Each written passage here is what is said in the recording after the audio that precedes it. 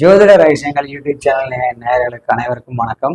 நம்ம இப்போ மூலிகை வரிசைகள் நிறைய பார்த்துட்டு இருந்தோம். அந்த மூலிகை வரிசையில இன்னைக்கு நம்ம பார்க்கக்கூடிய ஒரு மூலிகை தும்பை. பக்கத்துல கவில் தும்பை ஏதாவது இருக்கா? ஏதாவது ஓகே. இது வந்து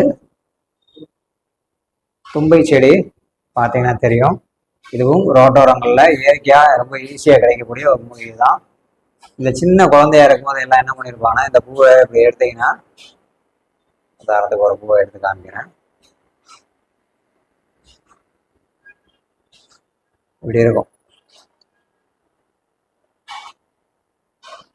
இந்த பூவில் வந்து தேன் உறிஞ்சி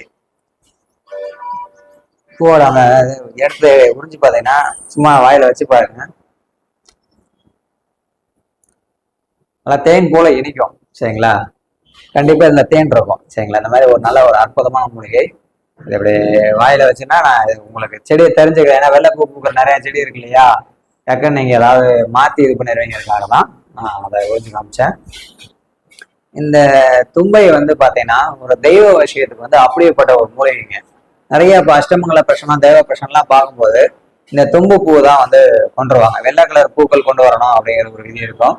அஷ்டமங்கல பிரச்சனை தேவ பிரச்சனை பார்க்கும்போது தும்பை பூ கொண்டு தான் தெய்வ கடாட்சியம் இருக்கு அப்படிங்கிறது இந்த பிரச்சனத்தோட விதிங்க.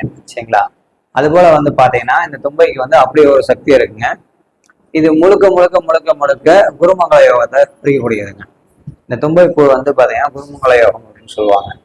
குருமங்கள யோகம்னா என்னங்க அப்படின்னு கேட்டீங்கன்னா, குருவும் செவ்வாயும் சேர்ந்திருந்தா குருமங்கள யோகம் அப்படின்னு சொல்லுவாங்க. அப்ப குரு செவ்வாய் சேர்க்கைக்கு ஒரு அற்புதமான ஒரு மூலிகை. இந்த மூலிகை வேற நீங்க எடுத்துக்கலாம். குரு 6-8 பண்ணல மறைஞ்சவங்களும் அதை பயன்படுத்தலாம்.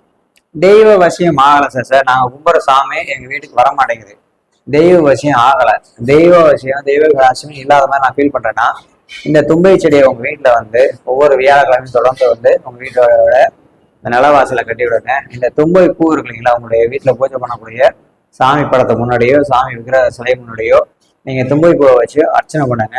தும்பை பூவை வச்சு நீங்க வழிபாடு பண்ணிட்டு வாங்க. உங்களுக்கு நல்ல தெய்வ கடாட்சியம் கண்டிப்பா வந்து நல்லா இருக்கும்.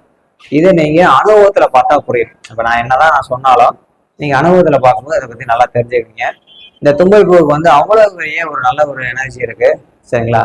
தும்பை பூ செடி வேற எடுத்து வச்சுக்கோங்க. பண விஷயம் ஆகலைங்கிறவங்க இந்த வேலை பயன்படுத்துங்க, கண்டிப்பா பண விஷயம் உண்டாகும். சரிங்களா? மீண்டும் இது போன்ற நிறைய தகவல்களை வந்து வகுப்பா எடுத்துட்டு இருக்கேன். இந்த பிப்ரவரியில ஒரு 108 மூலிகைகளை வைத்து 108 நட்சத்திர பாதத்திற்கும் என்னென்ன மூலிகை எந்தெந்த மாதிரியான வேலை செய்யும் அப்படிங்கிறத பத்தி ஒரு அற்புதமா வகுப்படுகிறேன். விருப்பங்களை வந்து கலந்துக்கலாம். ஸ்கிரீனில் நம்பருக்கு கூப்பிட்டு உங்க பெயரை பதிவு பண்ணிங்க. கூப்பிட்டு ஃபோன் எடுக்கலாட்டி வாட்ஸ்அப்ல மெசேஜ் போட்டு பதிவு பண்ணிங்க. மீண்டும் அடுத்த பதிவில் சந்திக்கலாம். நன்றி, வணக்கம்.